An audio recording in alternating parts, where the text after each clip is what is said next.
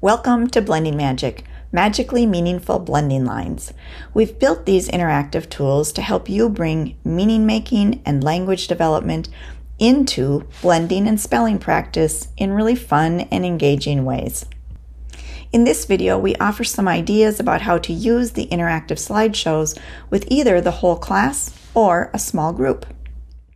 Once you've selected the slideshow, you'll be ready to show the first word and let students practice blending and then reading the new word. Sat. Now, here's where you make some magic. Once students read the word, you advance the slide to make a picture of the word magically appear.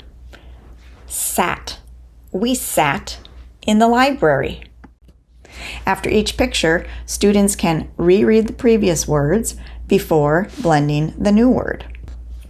When you come to an interesting word like vat, that might not be familiar to many of your students, take a quick moment to make it more meaningful. For instance, you might say vat. That's another word for a giant pot or container. Say the word vat. Vat. You might see a vat in a business where food is being made to sell. Vat. There are 3 words in each line and 3 lines in each set. Sometimes you'll encounter a word with multiple meanings, like the word tap. For words with more than one meaning, we've included more than one picture.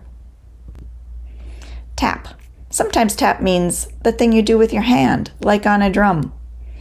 Do it now. Tap your leg. But did you know tap has other meanings too? Sometimes tap can mean the same thing as faucet. For example, you might say, I'm getting water from the tap. Turn and talk to your partner. See if you can make a sentence using the word tap. And on we go, rereading the cumulative list and blending the new word to make some magic happen each time. In the beginning, you'll likely provide more supportive scaffolding, later fading off to let children do more and more of the work without you. Now, lap is another example of a simple CVC word with multiple meanings, like the lap you can sit in, or the thing a cat does with her tongue to get milk into her mouth, or what this train makes when it goes all the way around the track. The third and final row of words in each set offers additional challenge. For example, adding consonant blends or plurals. In this challenge row are the words clap, flap, and mask. After having decoded and thought about the meanings of all 9 words, it's time to move on to a sentence.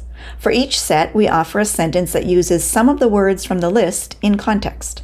Of course, after reading the sentence, a cat can lap at a tap, there's one last moment of magic as a related picture appears. Students can confirm their decoding and have conversation about the meaning of the sentence. So, are you ready to make some blending magic happen in your classroom? Well, hold on, because there's one more part to this, and that is pulling the magic of reading and writing together.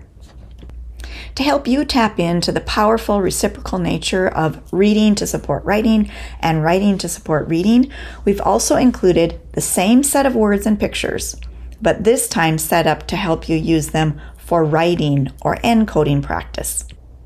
You might say something like, hey, we've seen this picture before. Sat. We sat in the library. Say the word sat slowly. Now, say it again and stretch out all the sounds so you can write each one. Once students have had time to write, you'll advance the slide, and this time they can check. How did you do? Did you get all the sounds? If something's not right, just cross it out and write the word sat correctly. Of course, on this round, students have already had exposure to new and interesting words like vat.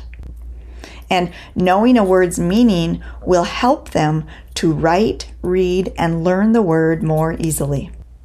For multiple meaning words, in the writing portion, we've just selected one picture.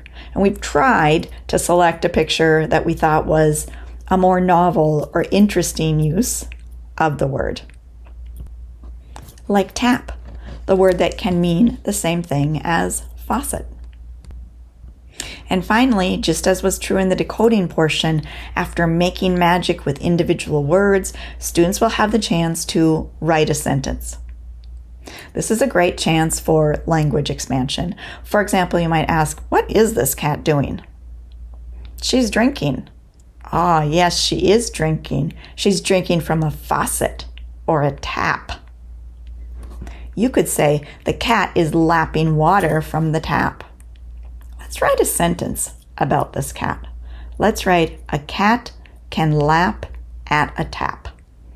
After students have had a chance to repeat the sentence a few times and write it, you'll be able to help them check their work.